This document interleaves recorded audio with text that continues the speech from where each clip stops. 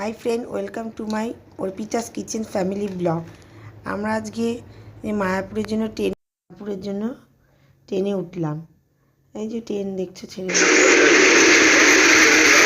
মা বসেছে। এই যে মায়াপুর নবদ্বীপ ধাম স্টেশন আছে, ওখানে নেমে পড়েছি। খুবই গরম ছিল। যে তোজো এবার নবদ্বীপ ধাম থেকে নেমে যেখানে স্টেশন থেকে নেমে অটোর দিকে ওখানে যাচ্ছি। আর ওখান থেকে ওই যে একটা টোটো করে নিয়েছিলাম, টোটো করে ওখানে সাইট সিনগুলো দেখবো বলে। তা এটা একটা বিষ্ণুপ্রিয়া মন্দির, মানে নবদ্বীপের বিষ্ণুপ্রিয়া মন্দির। খুব সুন্দর ছিল মন্দিরটা, এই যে তোমরা দেখো। বিষ্ণুপ্রিয়ার মন্দির আছে না, বিষ্ণুপ্রিয়ার মন্দিরে গেলাম।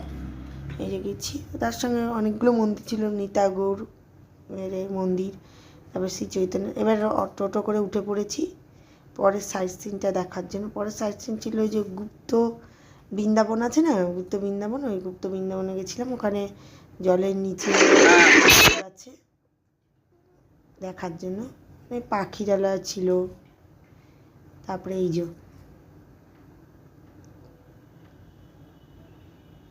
তোমরা দেখো কি সুন্দর পাখিরালয় ছিল, ভিড় ছিল দেখছো। ওই যে আমরা ঢুকছি, ভেতরেই মন্দির ছিল।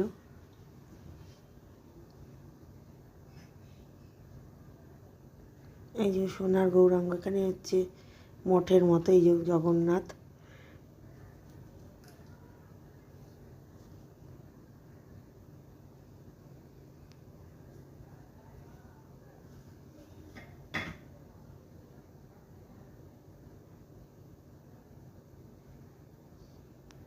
এই যে সোনার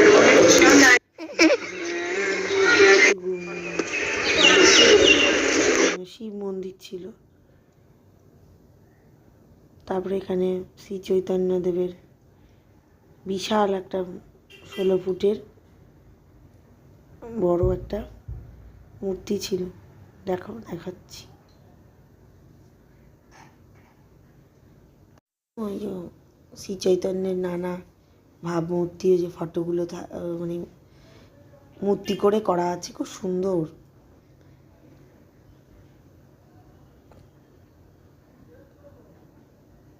দোলের সময় ছিল তো, ওই জন্য অনেকেই ওই রাসের দোলের পুজো হয়েছিল, তাই জন্য অনেক প্রচুর ভিড় ছিল।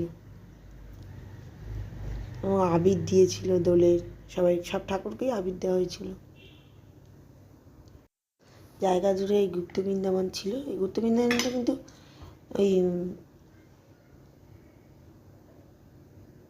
অনেকটা জায়গা নিয়ে, ওটা পার্কের মতো ছিল। ওখানে সব করে যে রয়েছে প্রচুর, অনেকটা জায়গা জমি গুপ্ত বৃন্দাবন।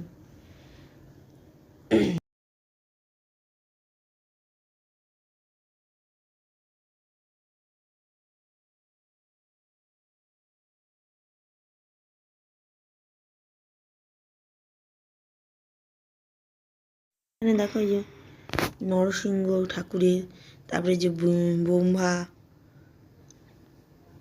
সব মূর্তি ছিল।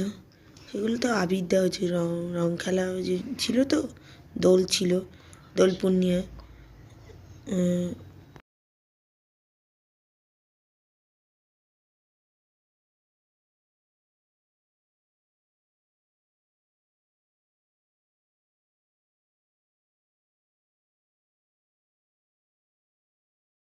এবার ওইখান থেকে আমরা চলে এলাম। এবার আমরা মায়াপুরের উদ্দেশ্যে আসছি। এই যে মায়াপুরের রাস্তা দেখো, ঘাট পার হয়ে এলাম নবদ্বীপ থেকে। ওটা আর তোমাদের দেখালাম না, কিন্তু দেখাবো পরে। এখন তো চলে এসেছি। খুব তাড়াহুড়োর মধ্যে ছিলাম, কেননা ওখানে ওই যে মহাপ্রসাদ দেয়, ওই ভোগ যাতে নিতে পারি। কিন্তু এতই ভিড় ছিল, যদি পেয়ে যাই। এই যে এটা গৌড়ীয় মঠ, তারপরে রাধা গোবিন্দের মঠ। হ্যাঁ, এই যে তোজো নেমে পড়েছে টোটো থেকে নেমেছি ওই যে মায়াপুর মন্দিরের সামনে। ভীষণ ভিড়, মানে অতিরিক্ত।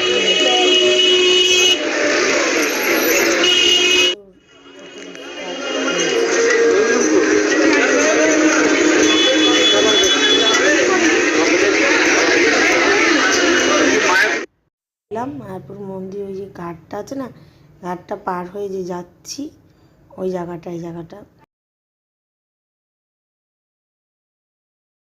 মন্দিরের ভেতরে ভিডিও অ্যালাউ ছিল না, ওই মন্দিরে নামলাম ওই জন্য ছিল যে ভিডিও আছে। তারপরে ওখান থেকে যে ঘাট আছে, এই ঘাটটা হচ্ছে কৃষ্ণনগর ঘাট, কৃষ্ণনগরের হুলোর ঘাট।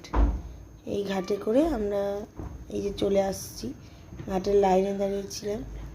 মানে মায়াপুরই ঘাটটা, মায়াপুর থেকে ওই টিকিট কেটে ওই একটা নবদ্বীপের দিকে যায়, এটাই।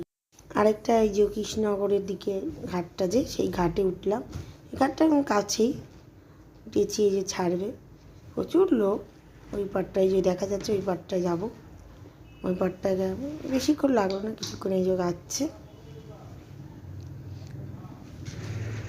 প্রচুর ভিড় ছিল, মানে ঘাটে, মানে লঞ্চের প্রচুর লোক।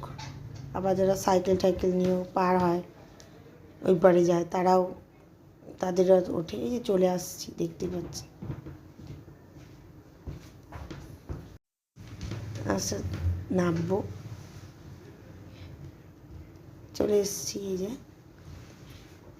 বেশিক্ষণ না, একটুখানি এপার ওপার। আর নবদ্বীপের যে ঘাটটা, সেটা একটু তাও অনেকক্ষণ লাগে, ওটা বেশি ভিড় হয় ওটা।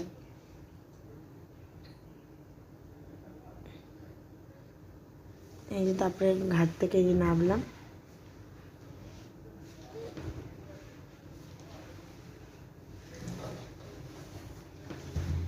নেমে তারপরে ওই পারে যাব। ওই পারে গিয়ে